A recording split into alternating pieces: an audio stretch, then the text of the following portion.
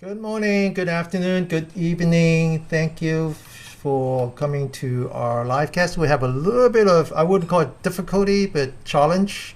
We got so good in live casting, live streaming on Facebook, but for some reason this morning we couldn't do it. So we're going back to live streaming on YouTube and then also doing recording. But in any case, good morning, Josh. Good seeing Hey, you Denny. again.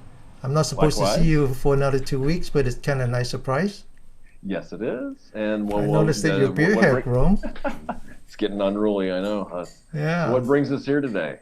Well, when you and I just started, we thought that it would be nice to name this series AUA, Ask Us Anything. But in reality, we just been asking each other.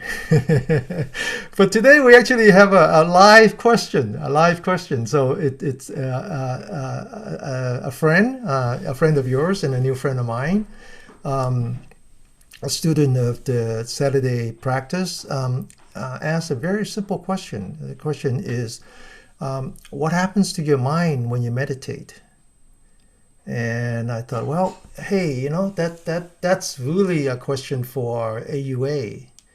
And so I thought you and I can do this. And in the past, we really haven't live streamed our discussion. So today we're actually live streaming on YouTube. What do you think? You have written some notes on this. I did, and I'll just kind of paraphrase some of these, and maybe they'll be in the post later. But a lot of times Denny, or has in the past, introduced us as the Dumb and Dumber of Bodhidharma.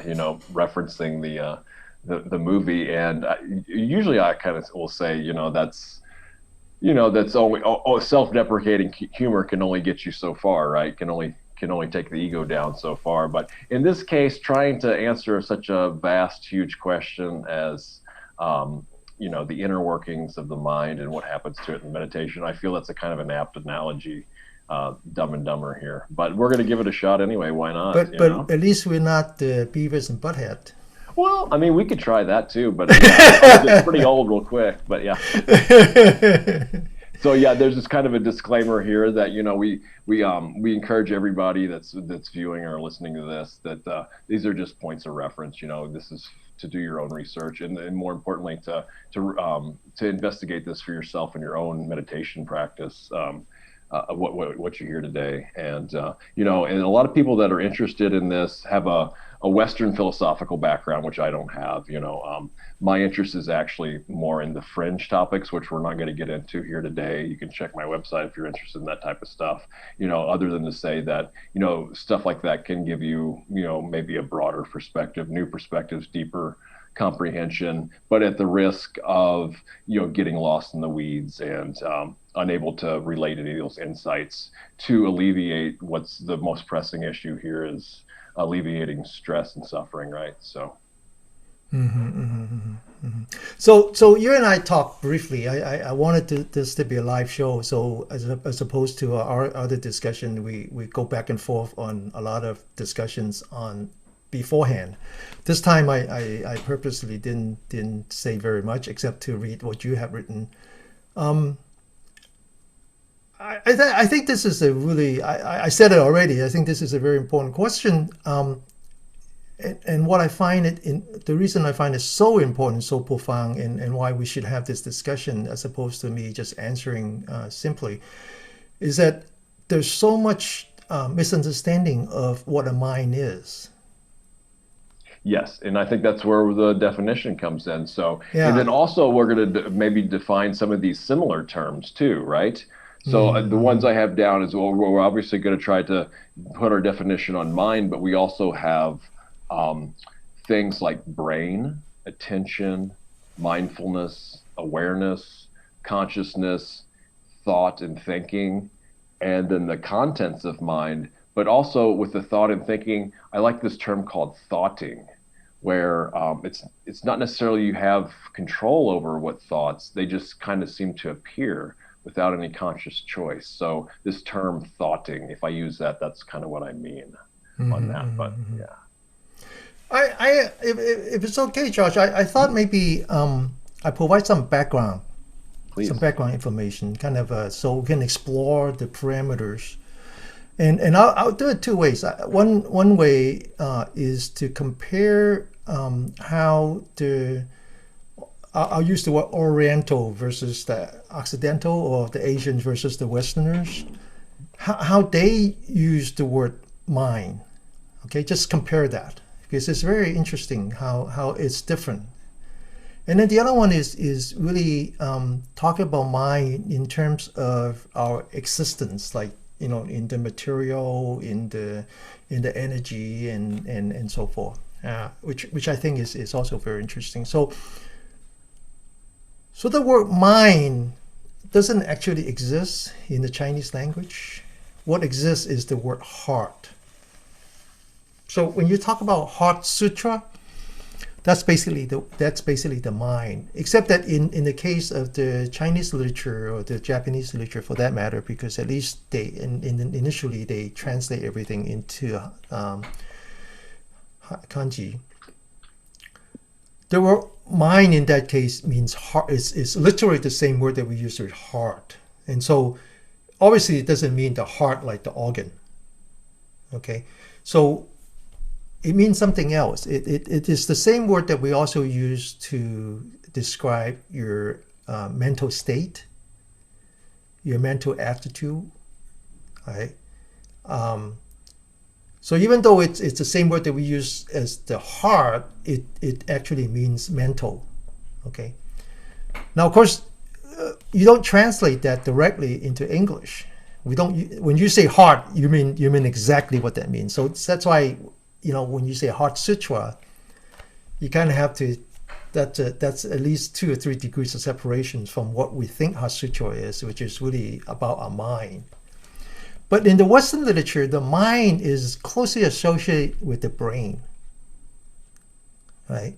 Whereas the word heart is associated with the state, the mental state, whether you're happy, you're sad, and so forth.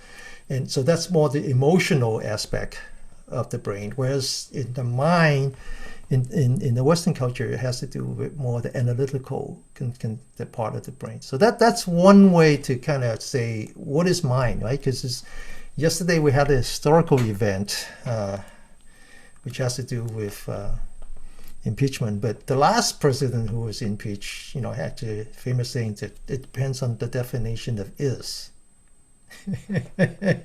You're old enough to remember that, right? If you're old enough to remember that. And so here, the answer to the question is, what happens to the mind when you meditate? It has to do with your definition of the mind. Right. So this is a good time to talk about Buddhism, because 2 weeks from now we're going to be talking about Qigong and Daoyin, and what is Qigong and how is it different from. So it's actually interesting to really talk about the 3 different ways that we would describe our existence. So one way is that we exist purely on a physical plane, material plane. There's nothing else. This is all about our body. Now, interestingly, the way that the Western science evolved, it was actually all about the body, because the most famous scientist is Galileo. And Galileo was the one that, by looking through his microscope, he was looking at Jupiter, and he was coordinating Jupiter and the moon versus the tide, and he deduced from that it wasn't that the sun was evolving around the earth, it was the earth that was revolving around the sun. And that there was a problem, because the Bible was very specific in how the earth was created, and then God parted water to create air, and then from that, the sun and the moon were created. It's very specific, right? So for him to say that's really against the church. It was heretical at that time. Now it's absolutely completely different. Absolutely. So yeah. So then, as a result of that, he was basically put on house arrest until he died. And so every other scientist that came along, they have to be very careful. They have to be very, very careful. I have a PhD from Berkeley. One has to ask, well, what is it about philosophy that you know? Because your degree is in philosophy, right? I have a doctor of philosophy, whereas I'm really engineer. So what does that came about? Well, it came about because back in the days when if you were a scientist, it's best that you refer that as your philosophy. Huh. Because you couldn't be talking about pursuing the truth, because truth belongs to God. Right? And so what's interesting from that is that then all the it's very, very important to understand that, because then all the science that derive from that is limited to the body. Has to. So that's why the Western medicine is about curing sickness, reducing symptoms on your body. It doesn't talk about anything else. And we even invented a word, we call it material dialectics, right? Mm-hmm. Yep. Okay. So let me stop there and just say, okay, what if you limited yourself to just the body? So then the word mind in this case means your brain. Yes. And even if you would extend that, your mind could be just the brain and all the associated nervous system, right? So if you study physiology, and you would say, well, actually the brain is just one part of our nervous system. It actually extends down to our spines, to everything else. But the question is, what happens to your mind when you meditate? And if you are limiting yourself to your so that your existence is purely physical, purely material. Okay, so I want to answer that question. What happens to your brain? In this case, I'm going to substitute mind with brain. What happens to your brain and your nervous system when you meditate? That's if we're limiting all of existence to just physical material, right? Yes. Yeah. And by the way, last time we talked about by the way, I think is pretty absurd, by the way, but it has a huge. But on the other hand, this is 98%. This is essentially 100% of the problem we have to deal with today. I mean, this is like we talk about. This is like someone came into the ER, he's bleeding. You're not going to worry about how his heartbeat is irregular. That we can solve that later. Yeah. Let's stop the bleeding, right? Right. And in a way, last time in the last episode of AUA, we talk about mindfulness. And so we didn't really talk about mindfulness as much as we talk about mindfulness.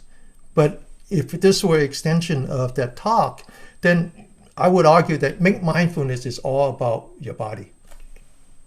It's really all about your physical health, right? Oh yeah, the body is, the utmost important. I mean, if you take Buddhist reference, the whole universe is within this fathom-long body, right? And mindfulness of the body, that's all you really need, right? As well. So yes, so this is an important way. And since a lot of the people today are kind of a materialistic culture, and science downplays a lot of things that they can't study physically. So this definitely needs to be addressed. And I'm gonna let Denny do that here in a second. But the thing is that this has been addressed a lot, already. But I'm still interested in hearing Denny's take on it as well. Yeah. So in that case, it's not just meditation. It's everything that we do: meditation, yoga, exercise, tai chi.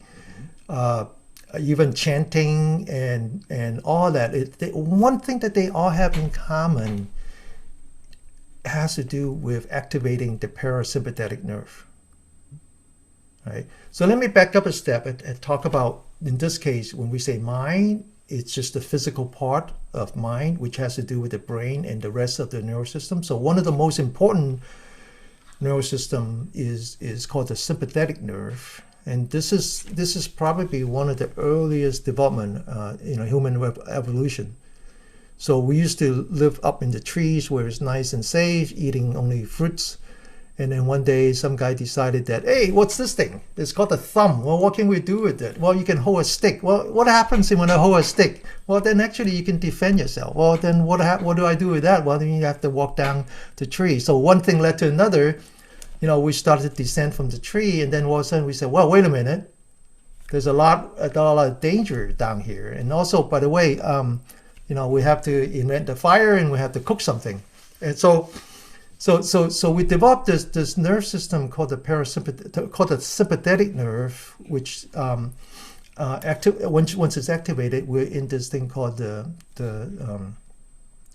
what is that called? The fight or flight or freeze. Fight or flight. Yeah, or freeze, and then I've heard fawn too now. Yeah, so where you just the one I heard that is called fight or flight. So in other words, when you see a tiger or even just a wolf or something, and you have to kind of make up that mind, says, "Oh, do I run from it, or do I run towards it?" Right? Because if you run away from it every time, you don't get to eat. So this is not just a question of safety. This is a question of survival. And also, if you go back to the cave and you don't bring something home, I mean, the historical wife is not all that different than modern day wife. You got to bring something home. You got to bring home the bacon, right?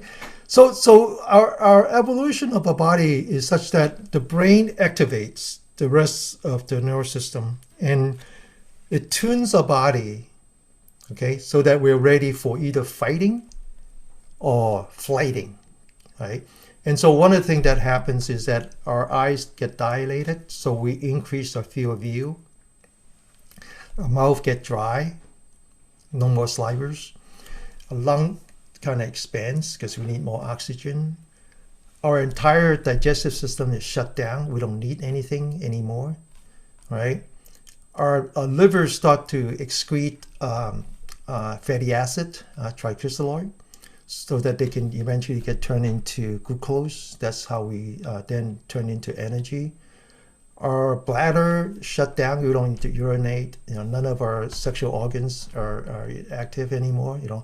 And then the most important part is that our adrenaline gland start to dispense all kinds of hormone.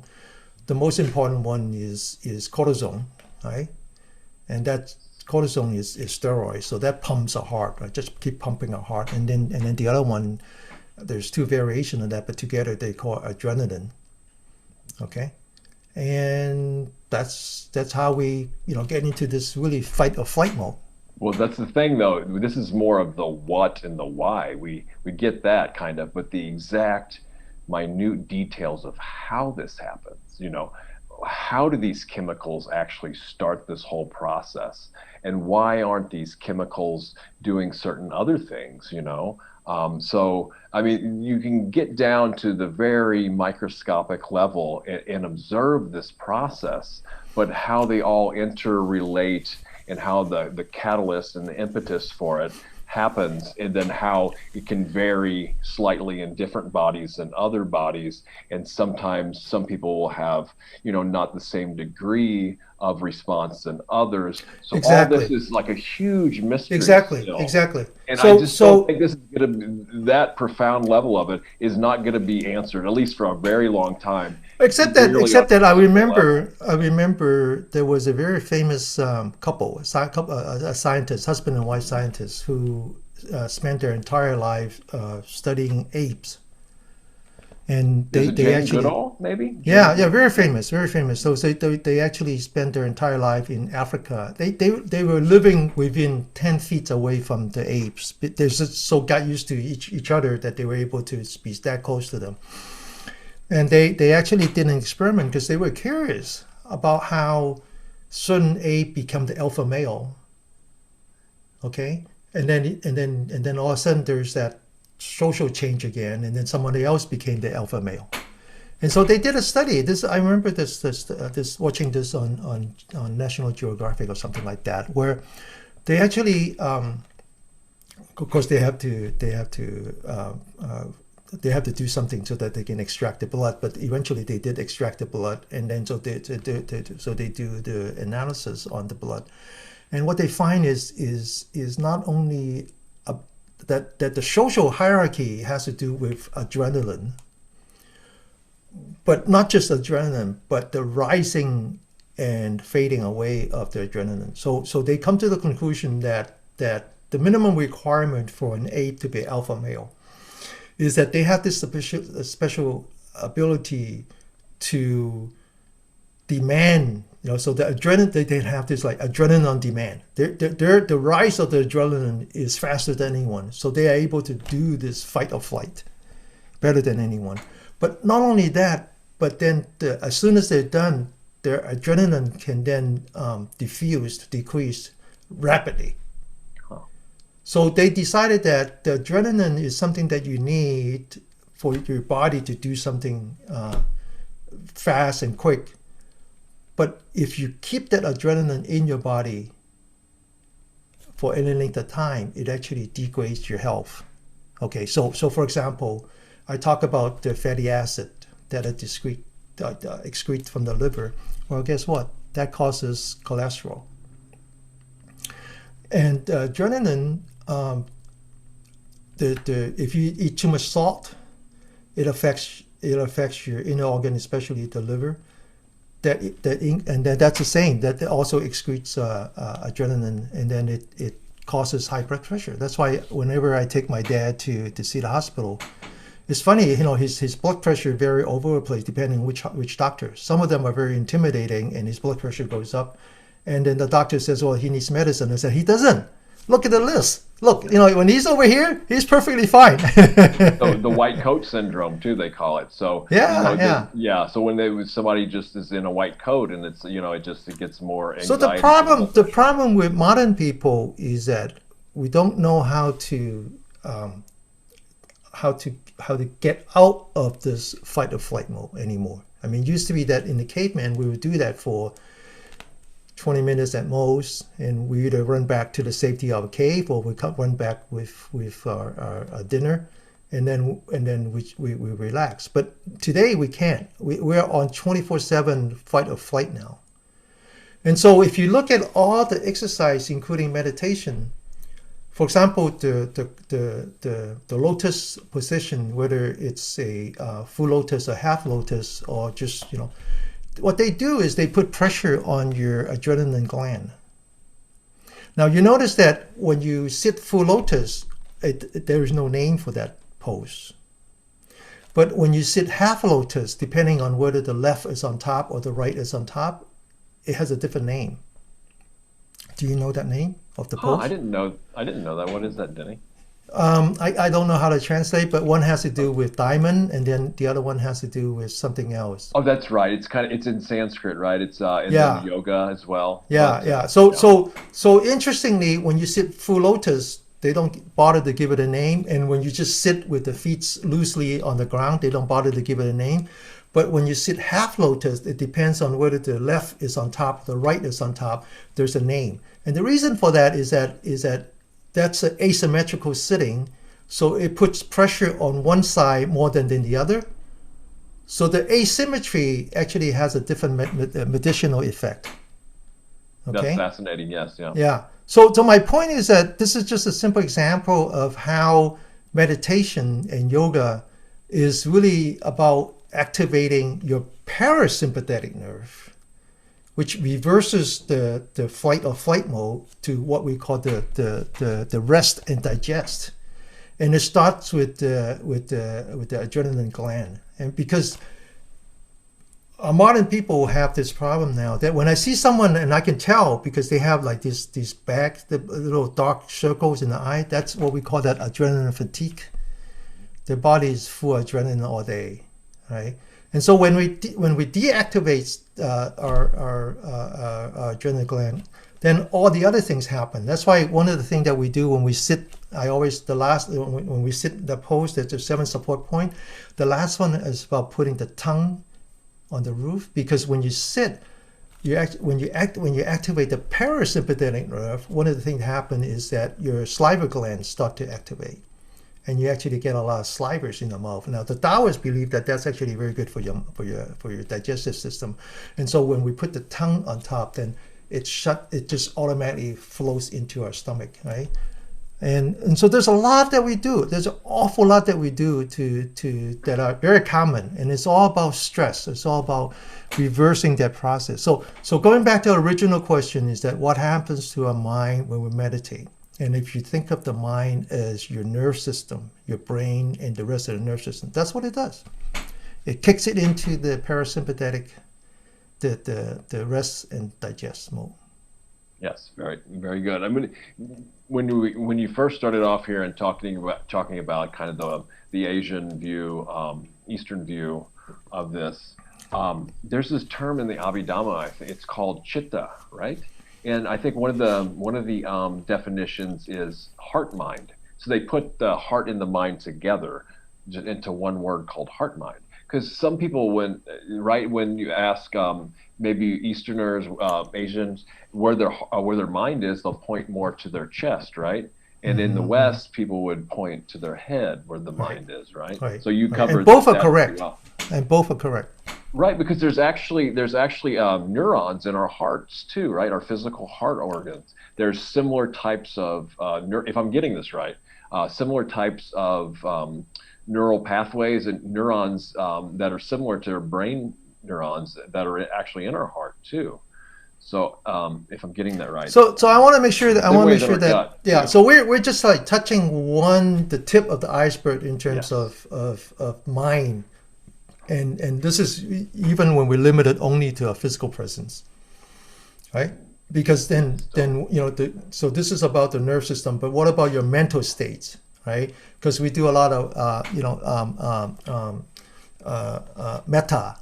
Mm-hmm. Well, how does the metta work? Well, the metta is now when you point it to your heart, which is your mental states. Right, you're trying to get away from anger by enhancing your compassion aspect of it. So, but again, this is all about the physical part. Yeah, if we just want to address it from a physical standpoint, you can have feedback. Once we, and the thing that happens when we meditate is we do become more and more sensitive to things, right? More and more sensitive to feelings and emotions and thoughts. We have more distinctions. We can have, so we can tell for ourselves eventually, that when we put our mind and energy and attention on something negative, well, then it kind of has a negative outcome. Like there's a famous line in the suttas, let me get let's see, whatever one frequently thinks and ponders upon, that will become the inclination of the mind. Basically meaning, what you focus on, you give energy. So if we focus on having goodwill and positive heart qualities through metta, then we're going to experience that more, even in the moment. And even if sometimes in metta practice, certain things will come up that are the exact opposite of what we're intending. But the explanation I've heard for that is it's kind of like a purification process. So those things come up to move out and to be released, right? Yeah. Well, another example of that is before the pandemic, we used to work at the prison.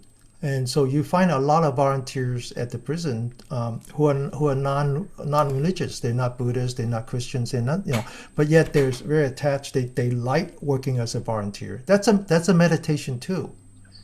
That when you that momentarily you put someone else's need in front of your need, and that actually is a relief, right? That actually is also Exactly. Okay, so then the question is, well, what's beyond material? And so now I got to kind of,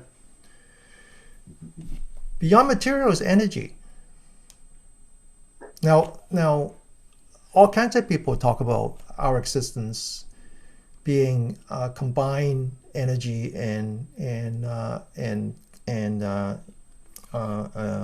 physical. Now I'm not talking about energy like when you rub your hands together generate heat. I'm not talking about that.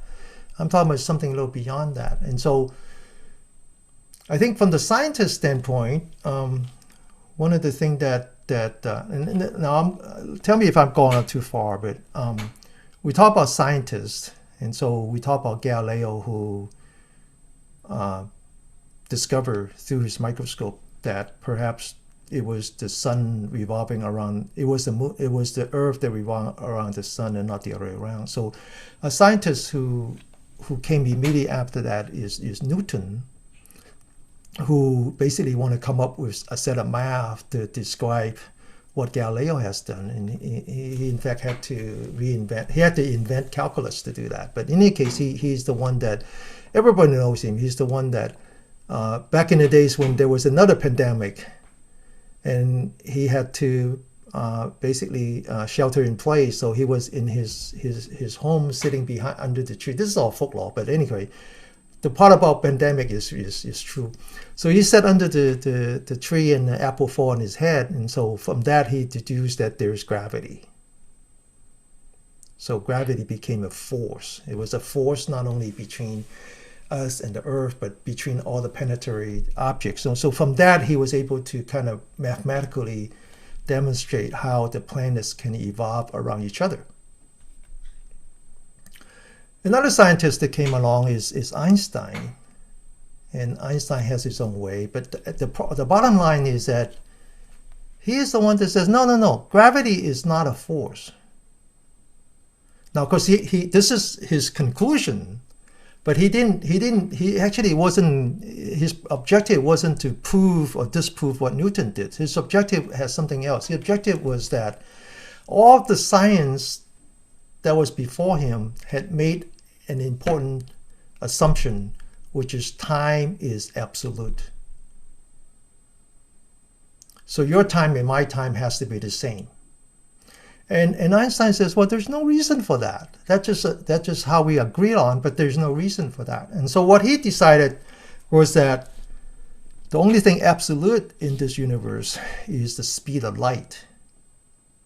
Which I've heard, we don't need to get an argument here, but I've even heard or seen some data before, and I could be wrong on this, where that it changes minutely too, that it's not the same exact thing all the time. And then maybe you can explain this to me, but then nobody's ever been able to answer the question, what is the speed of time? So, then,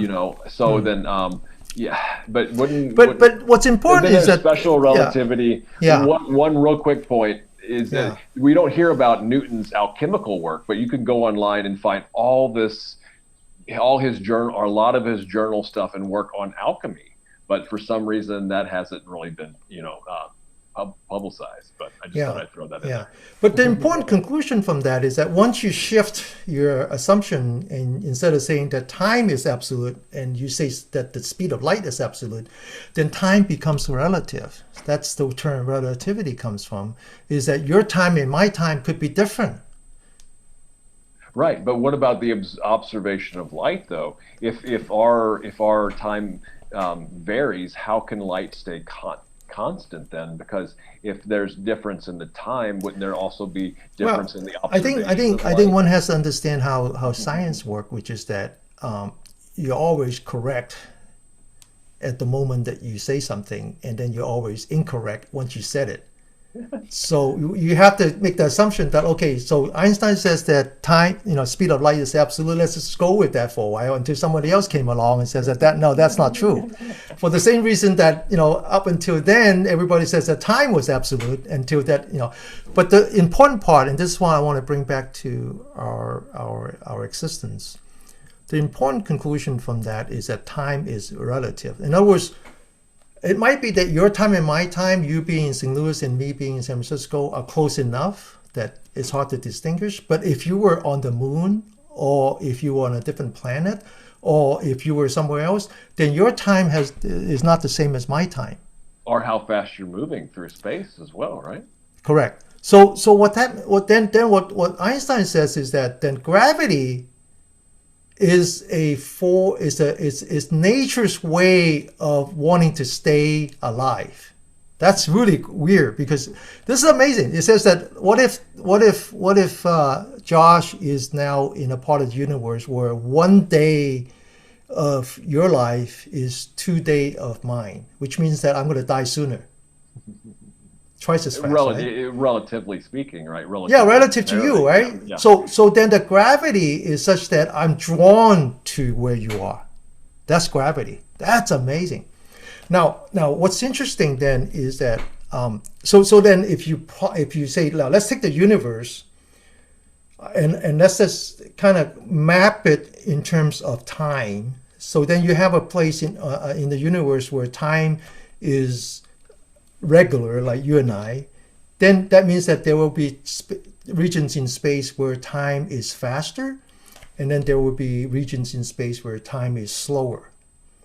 It turns out that as you move towards what is called the black hole, your time slows down. Okay? Now, there's a very famous movie called The Interstellar, which was written and produced by a very famous scientist from Caltech, and he was there. He and Stephen Hawking was there when I was actually a visiting scholar. So I used to see them every day at the. Of course, they're very famous. They have a table. We have a table. We don't mix, right?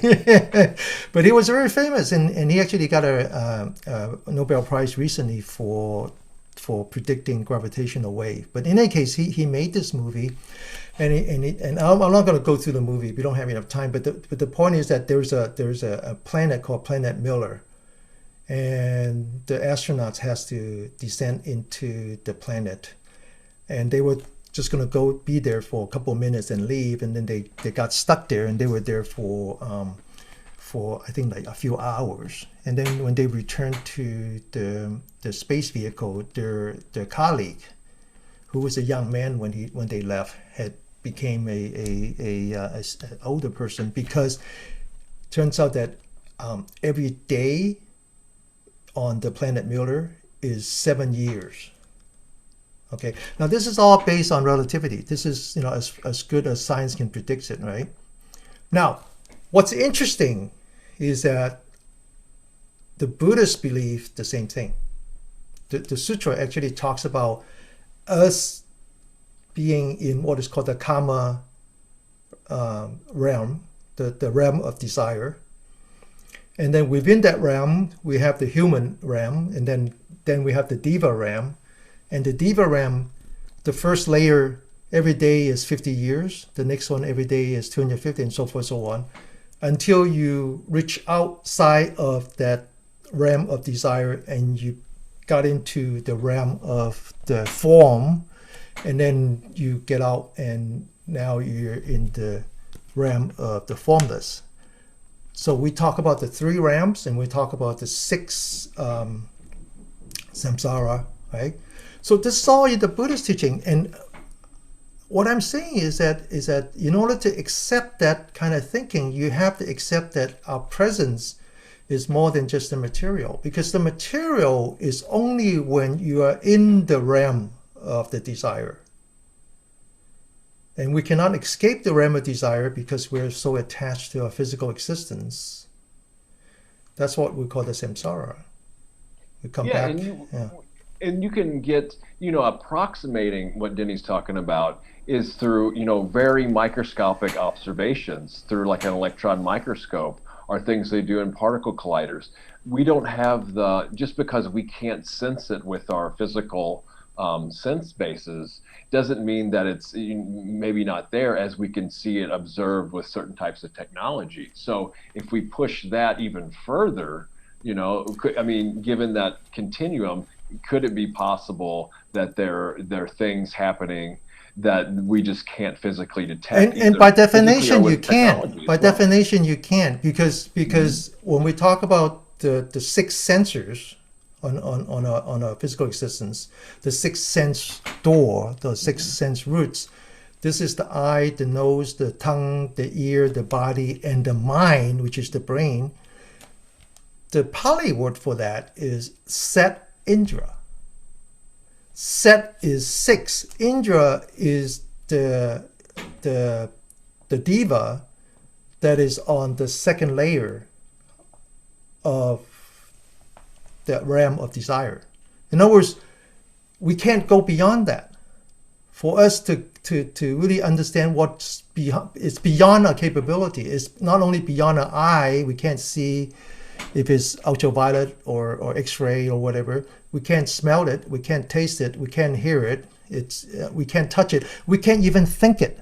Well, even some of the some of the yogis and stuff that have who have claimed to gone into and experienced those realms with inner vision or whatever, and they come back and they report that it's still they're not there. They're still in a physical body, right? So even Yes, if that's yes. possible, and they do experience it somehow with an extra sense or whatever, inner sense or the mind sense, they still have to come back to this physical body, this Yeah, physical existence, right? I wanted to correct. say one real quick thing about gravity. It's basically a phenomenon that we call gravity, but we actually have really no idea how it works, right? There's a lot of theories and a lot of Well, the stuff out gravity there. it's ultimately the gravity is like the mind. We don't Uh, ever see gravity just like we don't ever see the mind. We see see the the effect effects of of it. gravity, Yes, just like exactly. we We see have the really no effect of idea the how it. mind. We see Yeah, how the right. mind influences our body and how our body influences the mind, but we don't actually see the mind. It's beyond us, right? With the time that we have, I want to make sure that we understand. I'm bringing in the possibility that our existence is not just a material, but that there's energy. Now, all the religions talk about that. Okay, Taoists basically are talking about how to practice so that when we incarnate, we will come back into a higher realm. The yogis talk about that, right? The yogis talk about that all the way up to the the different layers. So when we talk about the realm of desire, the next one is the realm of the form. The realm of the form has these four layers, which are the layers of the jhana, and then beyond that is the form. It's a realm of the no form, the arupa, right? I just Immaterial realm, yeah, the yeah, formless. I Yeah. just want to bring back the idea that there's energy in us that are beyond our physical existence. Now, again, you can describe that. You can say, well, what does that mean? Right? What does it mean that there's energy in us? Right. So the Taoists they actually believe that they're co-equal, which explains why the Tao has this symbol, the Tai Chi symbol, one black and one white. That actually is the body and the mind. It's just that in that case, the mind is the energy. And they believe that for a person to be healthy, quote unquote, it's not just the body has to be healthy, in that he has to maintain balance in his chi. And we don't want to give too much Yeah. away here, Denny. The audience is going to have to tune in to the regular show to get your full teaching on the chi, right? So No, this I'm kind of this is a draft. good. Yeah. It's okay. It's okay. So what is chi? So again, you can try to kind of understand that. With our limitation, you can say, well, where does that energy come from? So you can say, well, actually, in a way, it's what someone would call a bio electromagnetic energy. Bio electromagnetic energy, because it's easy to understand electrical energy, right? So our blood is conductive. So if you talk about the heart pumping the blood through our vessels, it generates electrical field. Our nerve system is always electrical. All our muscles are electrical. That's why when you have a cramp, you drink you drink electrolyte, right? Everything is electrical. It turns out that your bones are electrical because your bones are actually piezoelectric. So when you bend your bone or you stretch your tendon, it actually generates electricity. So our entire body generate electrical Was signal. electromagnetic though as well, right? And That's right. chemical, So, but chemical if you first have comes as well. electrical, you must have magnetic. Yes.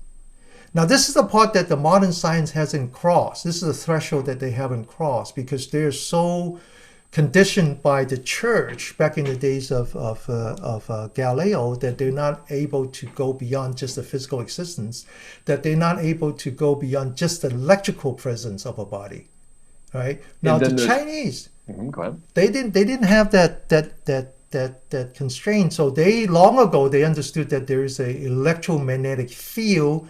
Not only that, the electromagnetic field is tightly tied to our biology. So for example, one explanation for the dantian. So the dantian is the Taoists believe that is the bank, is the storage for all your qi, right? That's why we do a lot of exercise on the dantian. Dantian is that part of the stomach that is slightly below the belly button. Well, if you look at it from a purely physiological point of view, thinking of it as electromagnetic energy, your intestines, both your small intestines and your big intestines, your bowel, if you stretch it out, there are 6 times the height of a person. They all kind of, that's a lot of surface area. That's a lot of surface area. Well, what do you get when you have surface area like that? You get a capacitor. So the bowel, the small intestines in the bowel is actually a way of storing your bioenergy. Well, yeah, and then people talk about water memory. Dr. Emoto, his work on water memory, people can look that up as well. But then there's also, and we haven't even touched on radiation energy or vibrational energy, and those are the energies that can be experienced too. Piezoelectric. Just about all of our electronic devices have little quartz crystals, and that piezoelectric works to, if I'm getting this right, can convert frequency into energy, and then vice versa as well. So you look at a transistor radio way back when, where there's just a little crystal in there and not much power, no battery, but it could still pick up a signal, and you could hear the radio on it, right? So, and then the other thing is, for energy on a physical level, just look at a piece of firewood, right? Well, it's not doing anything there, but once it gets a catalyst, where does that energy come from? All the heat that it puts out, right?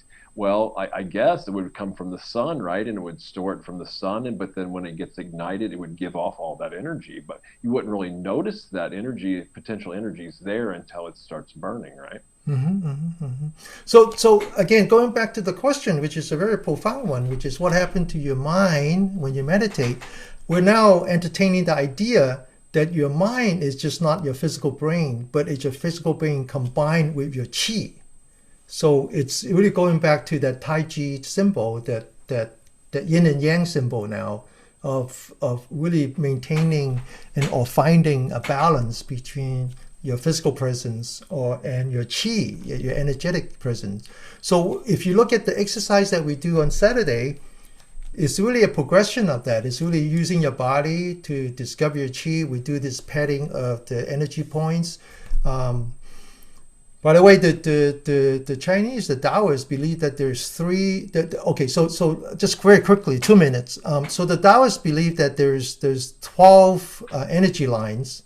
There's actually 20, but there's 12 energy lines. 6 of them originated with your fingers, and 6 of them originated with your toes. And all 12 of them combined are the energy field that ties to each of the vital organ. So this is the lung, this is the heart, this is what's called the pericardial system, which is the membrane around your heart. So there's 3, and then there's another 3 more that has to do with your small intestines and your large intestines. And then there's one that has to do with really the regulator of everything that is in your upper torso, and then 6 more that has to start, either originate or end up in your 10 toes. That has to do with your spleen, your liver, your bladder, and so forth.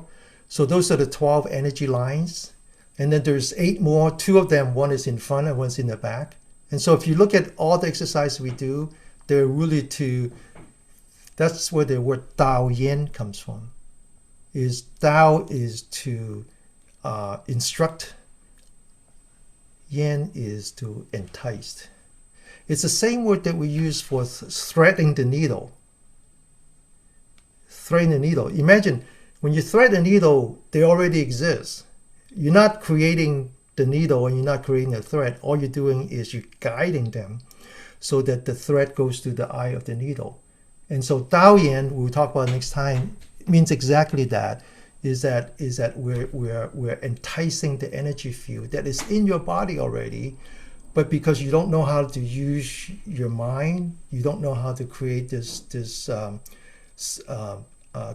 synchronized and synergetic left and right, yin and yang, that the energy sort of just dissipates, right? So to answer the question, right? Pardon me? arc and Yeah, block as or well, block, right? or because Yeah. your health, right? Because your health, you have well, then you talk about, is it the cause or the result? Is it That's right. because Yes. the chi was blocked and therefore you have problems, or is it because you have physical problem and then it's blocking your chi? Either way, it doesn't matter. It's yin and yang, yin and yang. Okay, so very quickly, 10 more minutes.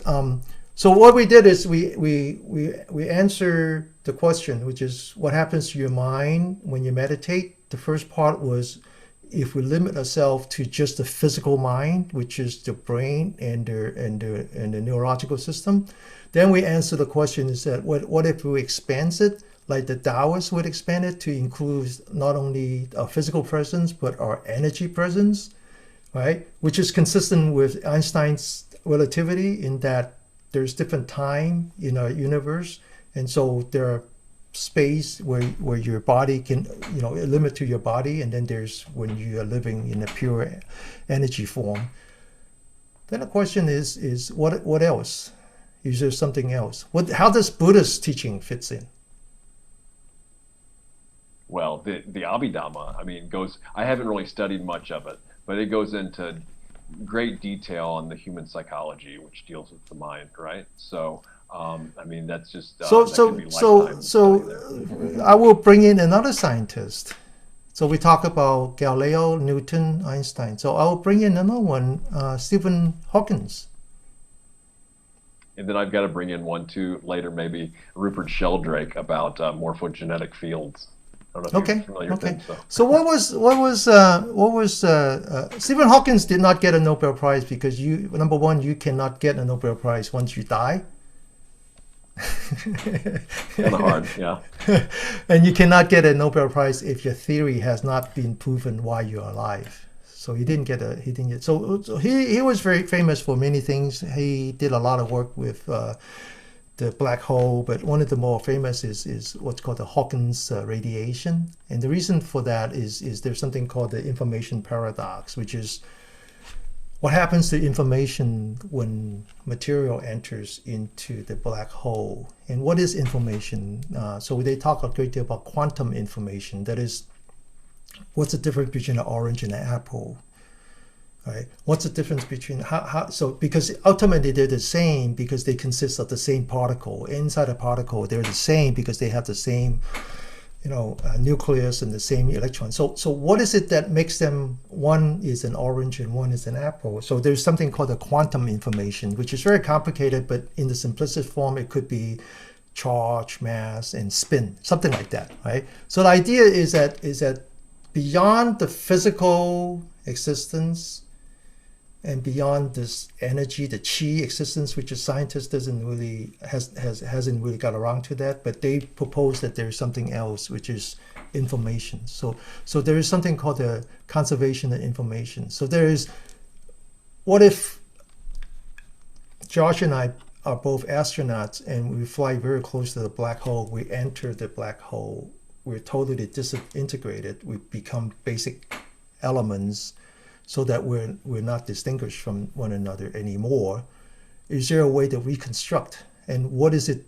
What's left? So this is like the cosmic DNA. The information is like the cosmic DNA. The idea is that it might be very difficult to get to, but if you can get to it and you can find the ways to reconstruct, then what's called the quantum information would be what you need to reconstruct Denny and Josh. And the idea that this quantum information is conserved. There's an information theory, right? And then you get into quantum There's no way to destroy that. It doesn't get destroyed. Now, quantum entanglement, that kind of thing, yeah. That's Buddha natures, and that's what we talk about. That's really what it is. Because if you really understand the Buddha's teaching, they don't talk about the chi that much. They talk about our body, our six senses, our body, four elements: the earth, the wind, the fire, and the water. Then they jump into the mind. And in this case, the mind is not the chi. The mind is pure information, because the mind is the seventh consciousness and the eighth consciousness. The eighth consciousness is the storage of the data. this would be a good time to read the first half line of the first 2 lines of the Dhammapada. This translation by Gil Fronsdal that I like. All experience is preceded by mind, led by mind, made by mind. So that's the first half of the first line. So this is very interesting. So the actual Buddha's teaching is really about something that is not material, something that is not energy. It's pure data. It's pure information. That's why, when we talk about the Taoists, and the Taoists started with Lao Tzu, who's a scholar around the time of Confucius, which is within 100 years of the birth of Buddha, birth and death of Buddha, and he wrote this very famous book called the Tao Te Ching. You remember that? Mm-hmm. And the first 2 verse, something goes like, if you can name it, it's not the real name. And so everyone is trying to decipher that. What does that mean? And we're talking about if we're trying to quantify mind, we talk about information. That's kind of a quantifying. My answer is that they're in a different realm. Now, there's another saying here by Shabkar that I'd like to read. I'll just read it. The mind's nature is vivid as a flawless piece of crystal, intrinsically empty, naturally radiant, ceaselessly responsive. Mm-hmm. I'll read it real quick again. The mind's nature is vivid as a flawless piece of crystal, intrinsically empty, naturally radiant, ceaselessly responsive. So when we're trying to give language to something like the mind, it really fails. But we can point at it like we're doing. This is like the famous story about how Buddha is pointing to the moon. Everybody's focused on the finger, because what Buddha is saying is that here's the moon is for you to experience. So the mind in this case, which is beyond a body and a chi, is not something that we can actually talk about. It's something that we have to experience. Very important point, Denny. And going back to the quantum physics and the physics stuff as well, I just put this to you because I don't think I've got a really decent answer or explanation, is how do you double blind test for the observer effect? So we don't have to answer that now. So it's like, okay, so the observer, what you observe, you actually change when you measure it, right? Or or things won't happen when you. But how do you know that's the case if you can't double blind test for that, right? Well, how do you talk about the church, the temples in Japan by just looking at the tourist book? Right. Yes. It's like, you can talk about riding a bicycle all day. You can talk about everything you want to talk about, but it's not. It's not the same as actually. So I had this morning. I woke up and I said, well, I really are looking forward to these discussions, and I knew I was going to talk about mind, and I knew I was going to talk about mind when it's pure information, when it's just consciousness, when it's not chi, when it's not body, and I came up with this revelation. So when I was 11 years old, I grew up in Macau, very small island off on one side of the Pearl River Delta. And then when I was 11 years old, I actually went to Hong Kong to live with my uncle. And he has a factory, so they work, I think, 6 days. And then on Sunday, then everybody takes a day off. And so then I'll get together with all the young people there in the factory. And one day we decided that we want to take the train to a village somewhere, which now is like the center of town. And this is really amazing. This is 50 years ago. So I remember standing at the platform and I see this train comes along. And of course, once the train comes, you can't see the other side of the platform. It blocks your view. As I was thinking about it this morning, I said, actually, I remember I was able to see the other side. I remember that well, that I was able to see the other platform, and all I have to do was not focus on the train. Oh, this is really profound. So I remember as a kid, 11 years old, I was standing on the platform, I was looking over, and all of a sudden the train comes along and blocks my view. I can't see the other platform. Then I said, well, I'm focusing on the wrong thing because I'm focusing on the train. But what if I continue to focus on the platform? I can actually see it because I can see between the train. So that's Master's teaching.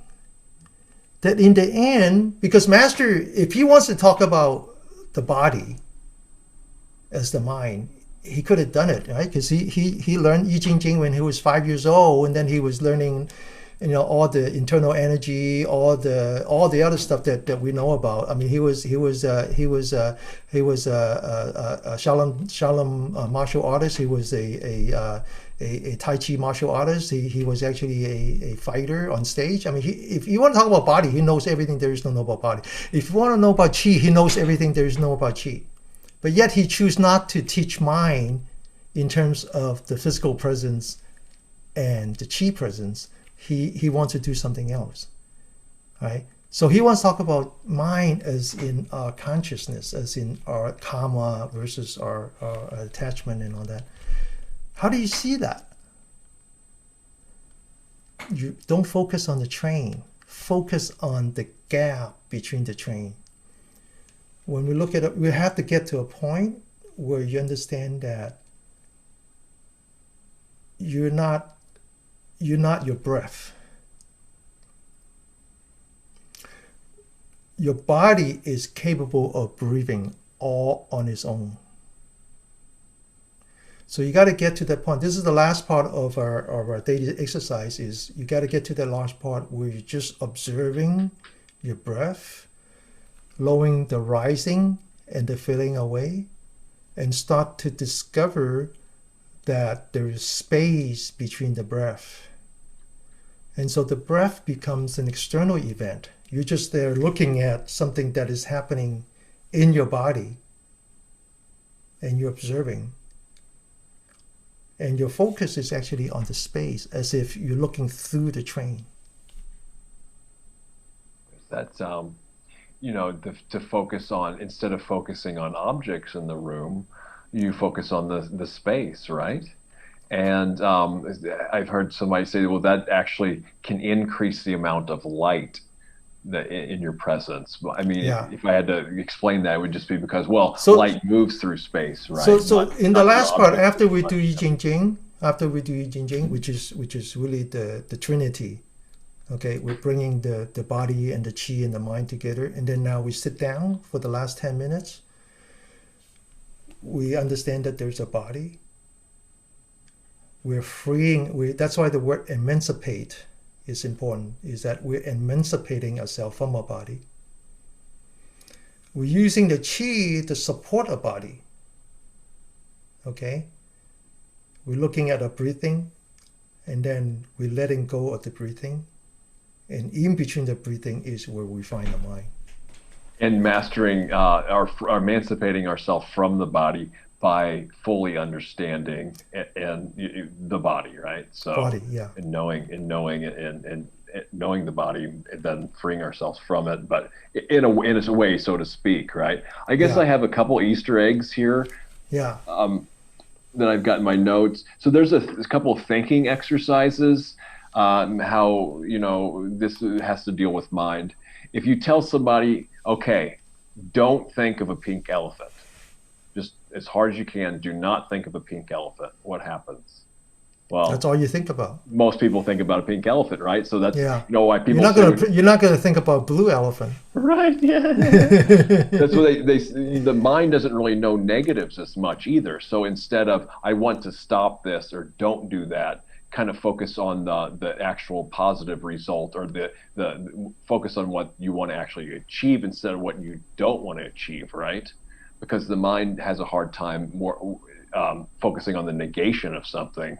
It just focuses on what you're talking about, right? Not the absence of something. So now we're getting a little bit more specific in terms of the technique. More and details, so the technique, in summary, the technique is called resting your mind. Is resting your analytical part of your mind. Some people call it not thinking. Thinking by not thinking. Right? So, but that's a little bit more subtle and difficult. But the idea that in Master's teaching is really one of the biggest shift in my study, because I studied meditation before I met Master, and I used to focus on my nostril. And one of the things that I need to do is start to focus on my abdomen, away from my brain, away from that, and to understand that the difference between contact and feeling. That's a big one right there. Yeah. Yes, So this is the part where when you observe your breath, you're really focusing on just the contact. So as the breath comes, it's like the wave. That's why I use the waves analogy. That this is like you're looking. This is going back to my childhood. I was probably like 5 years old. I walked along the shore with my dad, and this is something else I talk about. I said, I just remember that back in the days when I was 5 years old, my dad would have a bicycle. I would ride on the back of the bicycle. We get to the part where the sea is, but there's a stone wall. The stone wall is taller than me, so there's no way for me to see the ocean. So he put me on top of the stone wall. He holds my hand. So this is one of the tricks, is that if you wanted to see your own breathing and not be part of it, you really have to like elevate yourself so that you're looking down. So you have to practice so that as I breathe in, I shift the focus up, and then I look down, and I see that my stomach is breathing. And you have to maintain that distance. It's like me as a child walking a little further, standing up and looking down. You have to do that. You have to kind of divorce yourself from your breath. See, I'm gonna have to try this, Denny, because I'm more of a visceral person, more of a kind of a energetically sensitive. I haven't really talked about that, so my experience is more a feeling. So this is when Shifu put this the contact, focusing more on the contact than the feeling. That was really profound for me, because most people can connect more with the feeling, especially people that are more identified with emotions. But the other thing, real quick, there's an awareness and we haven't even talked about awareness hardly at all. We talked a little bit about consciousness, but there's I think it's important to accept the idea that awareness comes in different layers too. And so what we're talking about is really the basic part of awareness, which is really spatial and temporal, aware of where you are and aware of now, and not let your mind drift away and think about what has gone past you and what is not, about what hasn't happened. So this is about now and here. This is a huge question. That is awareness. The consciousness thing that neuroscience is finally starting to catch up to some of the Buddhist teachings, I feel. But is awareness dependent on a human being? Is awareness localized? And then how do you know? So this is a really quick awareness exercise. Okay, everybody, I want you to stop being aware right now. Just stop, cut it out. Just turn off awareness. There is a danger in really elevating your awareness. The reason for this is this, and this is I know we're over time, but I think it's worth repeating. Worth talking about. So Master talks about how one time he and the rest of the Sangha made an annual trip outside of the temple, and this time they choose to go to Yellowstone Park. And so they visited this one town where the only attraction was a jail. It was a jail that came from the gold rush days, and was famous. The jail was famous for people leaving, either if they get someone and they decide not to hang him, but rather put them in jail, then there's only two ways that he will come out. One is that they become insane, and the other one is that they're dead. And so Master said, well, I had to try this. I have to go take a look at what this is all about. So he went in there and realized that it turns out that the jail was completely pitch dark. So then he sat there and he realized that when we talk about the six senses, we often forget about the brain as being one of the physical sense. And so when you deprive yourself of the other sensors, you have to make up for the difference. That's why people sleepwalk, or they hallucinate, or they have daydream. And so what are the danger, and this happens a lot, I see it happens a lot, is that people meditate without understanding that the brain is one of the sensors. So they focus on the five sensors. And when you get to a point where you actually are able to reduce your sensation from the five sensors, your brain becomes very excited. becomes very excited. I know that because this is especially a problem for people who normally would think too much anyway. Yes. And so I mean I love that. I love that my brain all of a sudden was able to do math, very difficult math. I just love that. So, but the problem is that if you this is like a very dangerous cliff that you can go to.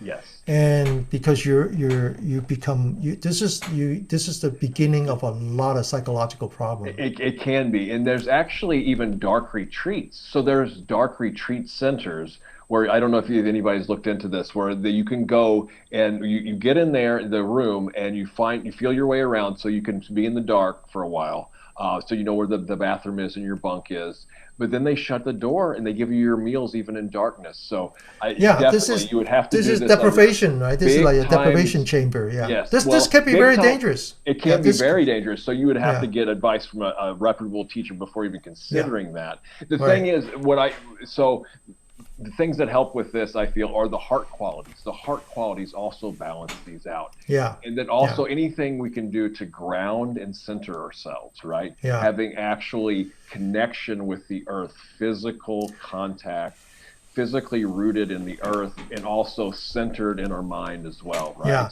So the other side of the same question, which is the question is what happens to your mind when you meditate?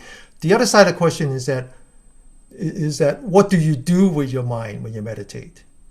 And I want to make sure that I want to make sure that when you meditate, you're 100% engaged. Your mind is 100% engaged. In fact, we go as far as saying that if you're tired, don't meditate, because you don't have the mental strength to meditate.